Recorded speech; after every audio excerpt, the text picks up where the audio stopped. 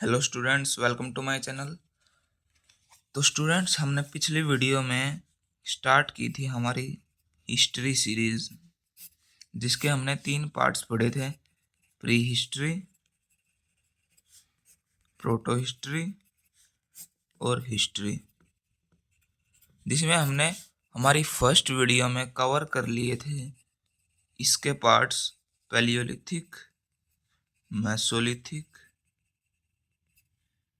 और नियोलिथिक, और साथ में हमने केव्स भी पढ़ ली थी, जिससे हमने ये प्री हिस्ट्री पूरी की थी। फिर हमने थर्ड वीडियो में ये हमने 2 वीडियोज़ में कवर किया था, दोनों आपने नहीं देखी हो तो लिंक डिस्क्रिप्शन में मिल जाएगा।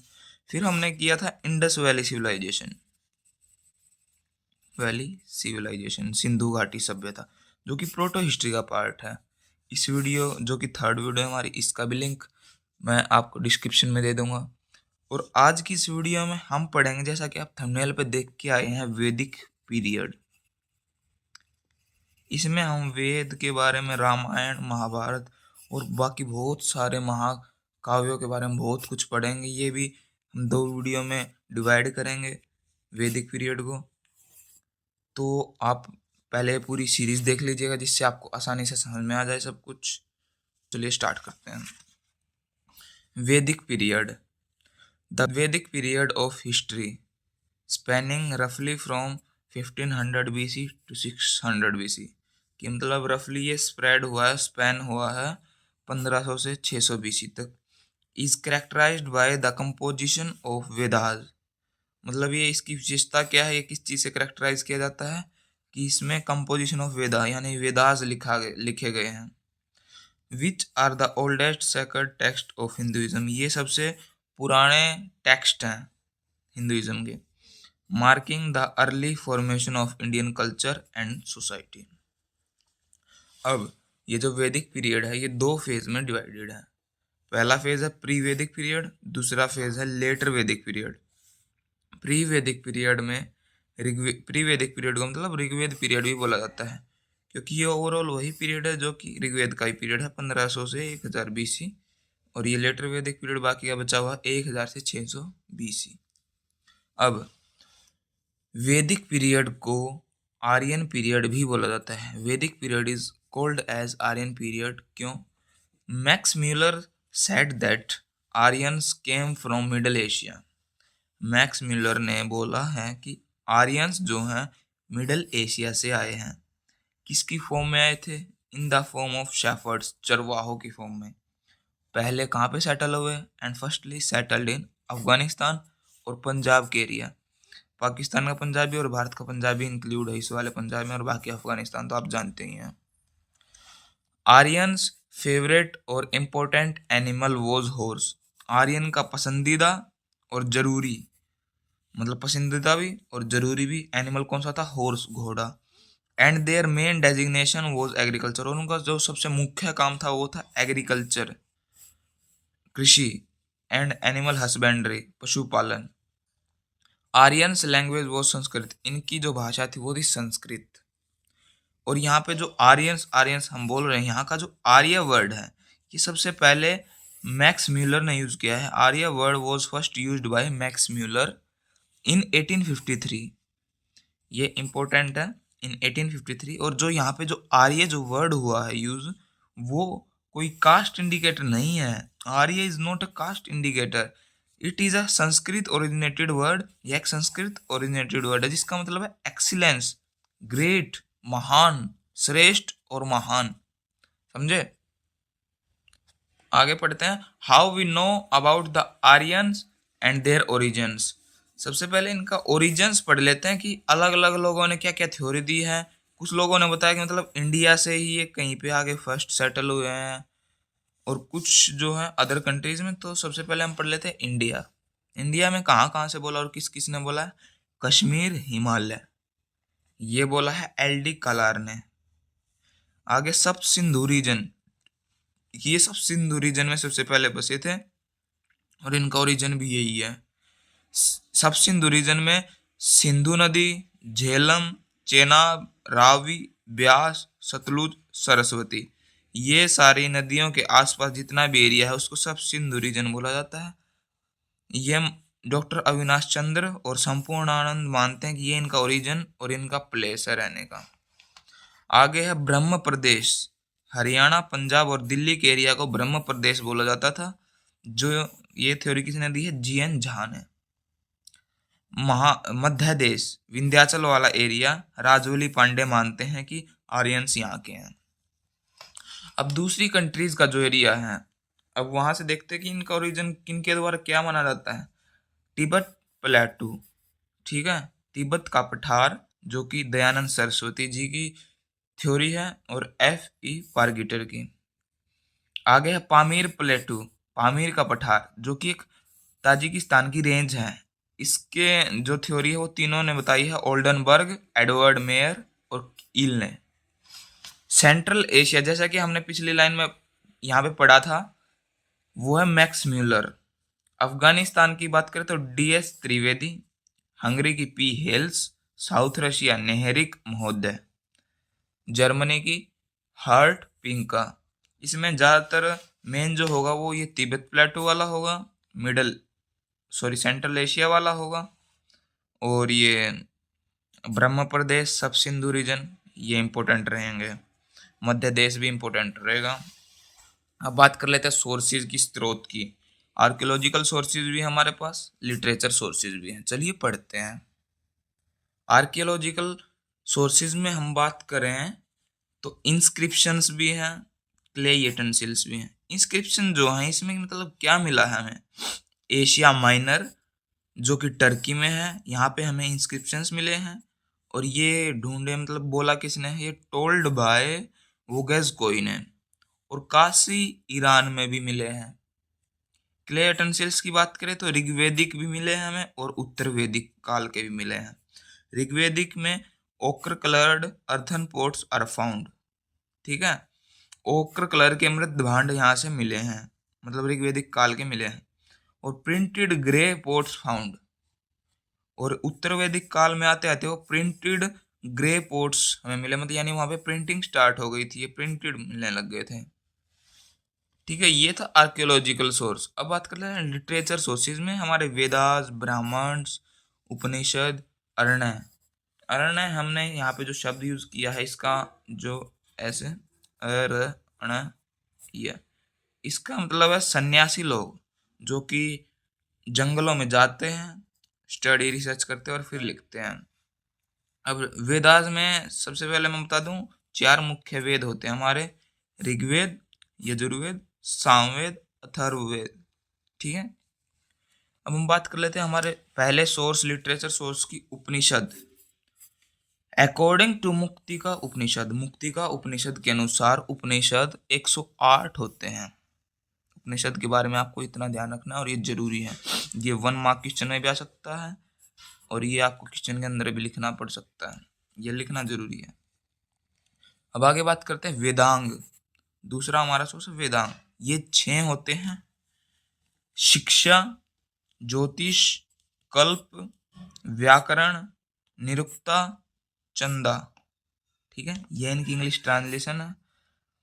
Phoenix, astronomy, rituals, grammar, etymology, metrics, ठीक है।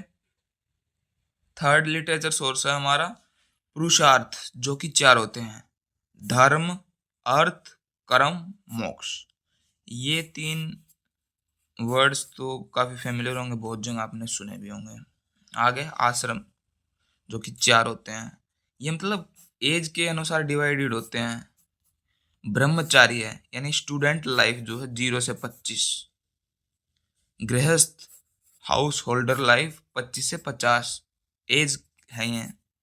और ये है वनप्रस्थ फॉरेस्ट वॉकर 50 से 75, यानी रिसर्च के लिए फॉरेस्ट जाना।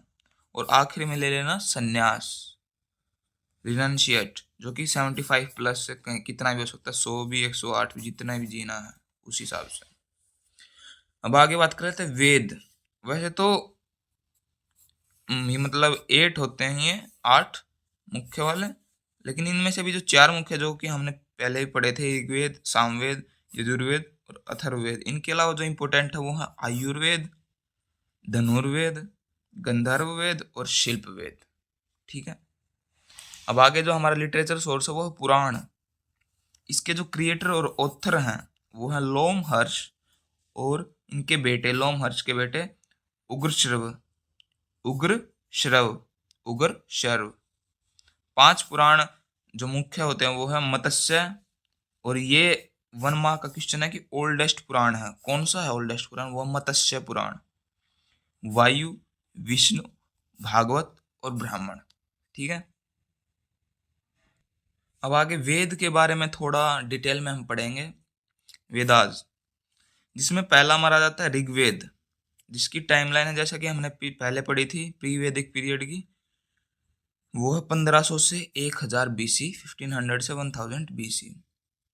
कॉन्साइडर्ड टू बी ऑफ प्री वैदिक पीरियड, यानी ये मानी जाती है कि प्री वैदिक पीरियड की है, और प्री वैदिक पीरियड भी इतना ही है इसलिए इसको ऋग्वैदिक पीरियड बोलते हैं।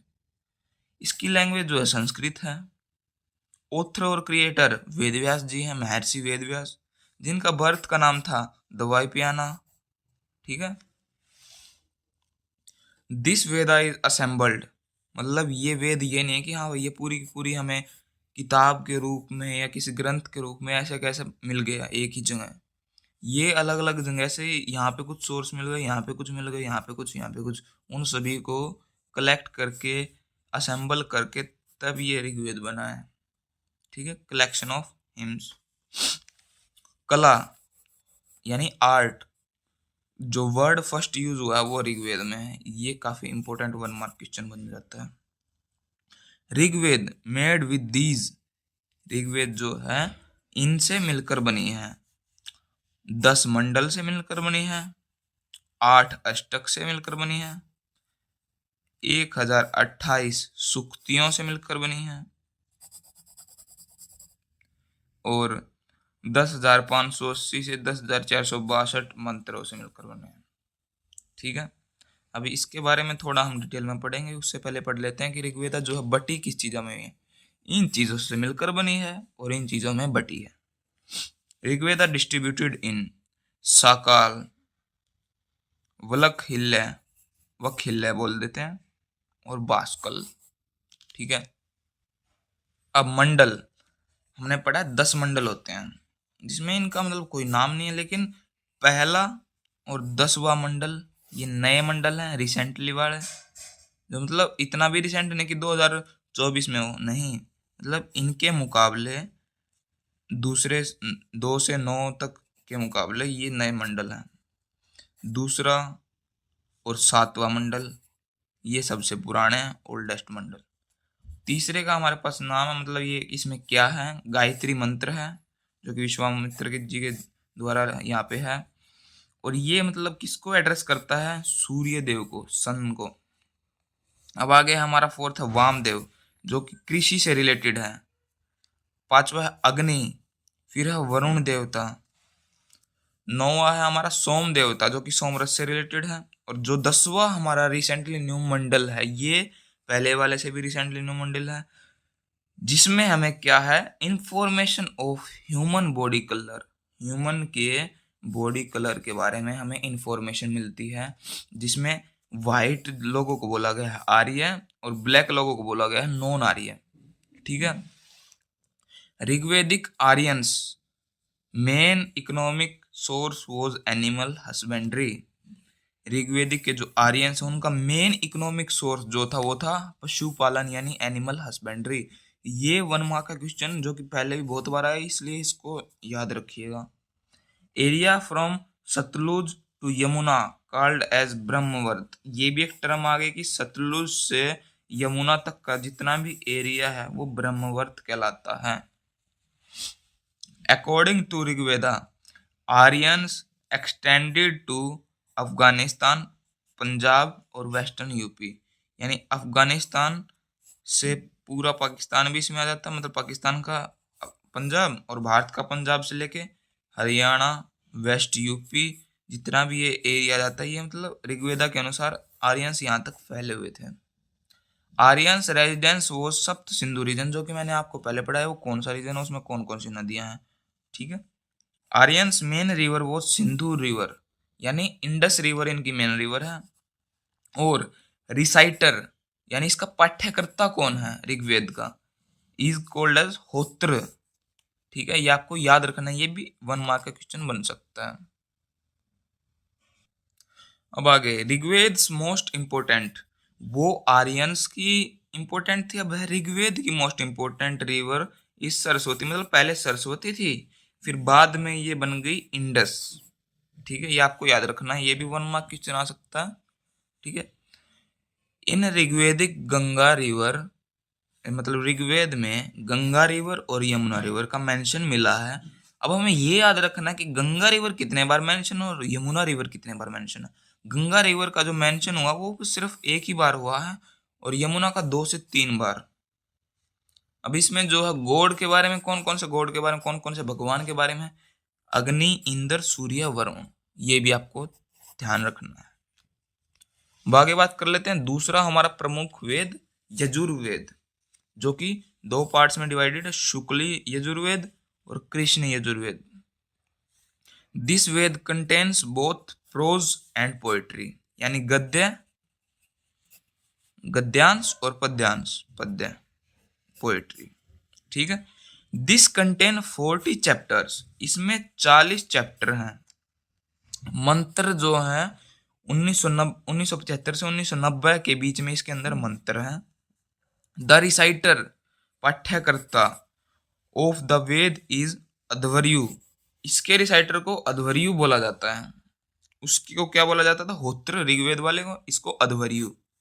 अब इसकी विषय वस्तु यानी सब्जेक्ट मैटर क्या है, मतलब किसके बारे में इस पूरे वेद में जिक्र है, वॉर, युद्ध, रिचुअल्स, रिचुअलिस्टिक एक्शंस, कर्म कांड वगैरह। ठीक है, तीसरा हमारा प्रमुख वेद है सामवेद, जो कि किन चीजों में बटा है, डिस्ट्रीब्यूटेड इन, ये मतलब 3 नाम जो थोड़े अजीब से नाम है लेकिन आपको याद रखने पड़ेंगे।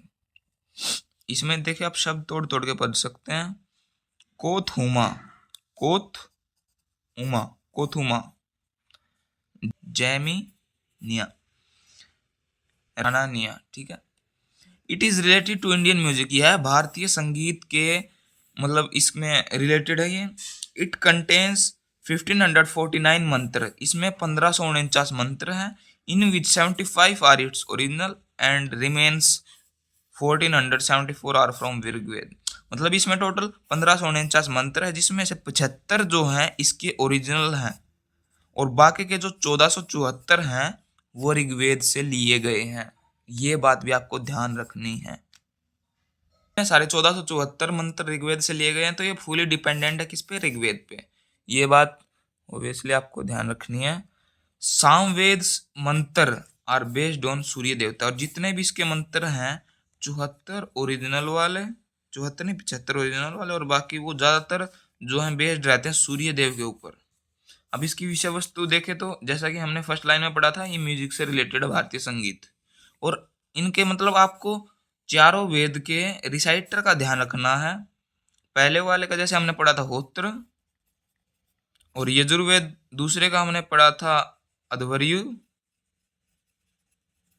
और इसके रिसाइटर का नाम उद्गात्री, उद्गात्री। ठीक है, इसका भी आपको ध्यान रखना है। कौन सा वेद है ये, सामवेद। अब आगे बात करते हैं, लास्ट हमारा वेद है अथर्ववेद। इसका जो कंपोजर है अथर्ववेद का वो है ऋषि अथर्व, नाम से ही पता चल रहा है अथर्व ऋषि, अथर्ववेद। ऋषि अंगिरथ मेड इट ऑल्सो, यानी इसको बनाने में 2 ऋषियों का पूरा पूरा योगदान है। ऋषि अथर्व जो कि मेजरली पार्ट इन्होंने किया, इसलिए इनके नाम पे ही है, और दूसरे ऋषि अंगिरथ। ये बात आपको ध्यान रखनी है। न्यू वेस्ट वेद है, ये सबसे नए वाला वेद है, यानी इनके बाद ये कंपोज हुआ था। न्यू वेस्ट वेद है। अथर्ववेद के 2 पार्ट हैं, शौनक और पिपलाद। ठीक है, इट कंटेन्स 20 चैप्टर्स, इसमें 20 चैप्टर हैं, 730 हाइम्स हैं। ये मतलब एक तरह से धार्मिक गीत बोला जा सकता है। और 5987 से लेकर 6000 मंत्र हैं, यानी 5987 से 6000 तक इसमें मंत्र हैं। 200 मंत्रस, 200 मंत्र जो हैं ऋग्वेद से डिरीव किए गए हैं, इसमें भी आपको ध्यान रखना है। ठीक है, it contains description of worldly things, यानी सांसारिक चीजों का इसमें डिस्क्रिप्शन दिया गया कि संसार में मतलब ज्यादातर क्या है। It is the most popular Veda, और ये सबसे पॉपुलर वेद है। और आपको इसका भी रिसाइटर ध्यान रखना है, इसका ही पाठ्यकर्ता वो है ब्राह्मण, ठीक है। It condemned the born of girls, लेकिन इसमें लड़कियों के जन्म का पूरा पूरा विरोध दर्शाया गया है इस वाले वेद में। Life science described in it, और इसमें लाइफ साइंस भी डिस्क्राइब की गई है। अब आपको मेनली ये चारों वेद ध्यान रखने हैं और इनके रिसाइटर होत्र, अध्वर्यु, उद्गात्री और ब्राह्मण, ये आपको ध्यान रखना है। ये मतलब एक नंबर में चारों का नाम भी पूछा जा सकता है, या एक एक नंबर में चारों के अलग अलग भी पूछे जा सकते हैं, ठीक है। तो इस वाली वीडियो में हम इतना ही रखते हैं। अगली वीडियो में हम महाकाव्य के बारे में पढ़ेंगे कि पूरा काल क्या कुछ चला, उसमें रामायण, महाभारत, विष्णु धर्मोत्तर पुराण और अन्य 13 और, यानी टोटल 15 महाकाव्यों के बारे में हम पढ़ेंगे। एक काम कीजिएगा, डिस्क्रिप्शन में पिछली वीडियोस के जो लिंक्स हैं वो उन्हें देख लीजिएगा, ताकि आपको आसानी से समझ में आ जाए। पूरी की पूरी सीरीज देख लीजिएगा, और वीडियो पसंद आए, समझाना पसंद आए तो लाइक कर लीजिएगा। और कुछ भी अगर डाउट हो, छोटा मोटा जो भी आपको डाउट है, कमेंट्स में आप लिख लीजिएगा। अगली वीडियो में हम कोशिश करेंगे कि आपके हर एक डाउट को कवर कर लें। धन्यवाद। जय हिंद, जय भारत।